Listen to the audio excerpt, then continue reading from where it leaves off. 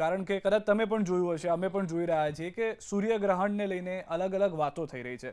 રવિવારે થવાનું છે, ચંદ્રગ્રહણની વિશે વાતો કરી હતી. હવે સૂર્યગ્રહણનો પ્રભાવ શું છે, કઈ રીતની અસરો છે, જો તેની વિશે આપ જણાવી શકો. શું ધ્યાન રાખવું, શું ન રાખવું? સૂર્યગ્રહણ આ વખતે છે ને અમાસના દિવસ આવે છે અને શ્રાદ્ધ પક્ષની અમાસ આવે છે. હવે પહેલાં ચંદ્રગ્રહણ શ્રાદ્ધ પક્ષની પૂનમના દિવસે આવ્યું અને સૂર્યગ્રહણ એટલે 15 દિવસમાં 2 ગ્રહણ આવી ગયા છે.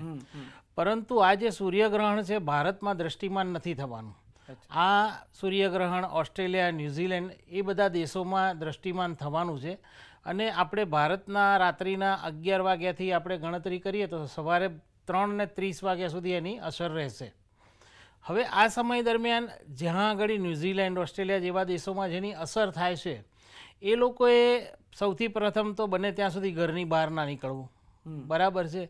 અને સેકન્ડ બને ત્યાં સુધી અન્ન ના લેવું, જળ ના લેવું આ સમય દરમિયાન.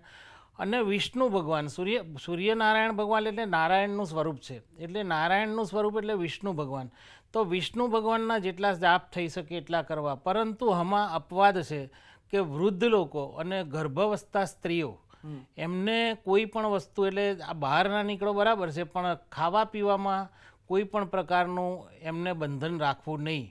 આ વસ્તુ ખાસ, કારણ કે ગ્રહણનો દોષ 110% છે, પણ એ જે ગ્રહણ છે એનું આપણે એટલું જ પાલન કરવાનું છે કે તમે ઘરની બહાર ના નીકળો. એ સમય દરમિયાન તમે શક્ય હોય એટલી માળા ભગવાનની કરો, શક્ય એટલું તમે સૂર્યના પ્રકાશથી દૂર રહો.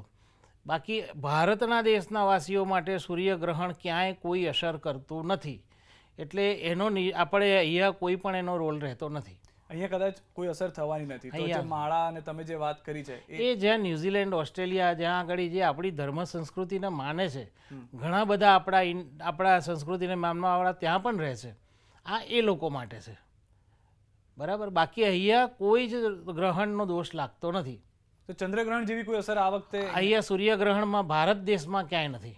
અને આ તમે એક વાત કીધી આપણે કે છેલ્લા 15 દિવસમાં 2 ગ્રહણ થયા છે. આવું સામાન્ય થતું આવ્યું હોય છે કે ઘણીવાર કે ના, આવું સામાન્ય બહુ વર્ષો પછી આ થઈ રહ્યું છે. અને એમાં પણ શ્રાદ્ધ પક્ષમાં, સમજો શ્રાદ્ધ પક્ષમાં થાય. શ્રાદ્ધ પક્ષ બહુ પવિત્ર પક્ષ છે, આપણા પિતૃઓનો પક્ષ છે. અત્યારે આપણે આ જુઓ 15 દિવસ આપણે પૂનમથી માંડીને અમાસ સુધીનો જે ગાળો છે આપણે પિતૃઓનો મહિનો છે. એવું કહેવાય છે કે સ્વર્ગલોકમાંથી આપણા પિતૃઓ, આપણે ખબર છે વાસ નાખીએ છીએ, બરાબર. તો એ શું છે, સ્વર્ગલોકમાંથી આપણા પિતૃઓ એ વાસનું ગ્રહણ કરવા આવે છે, એટલે આપણે એને યાદ કરીએ છીએ.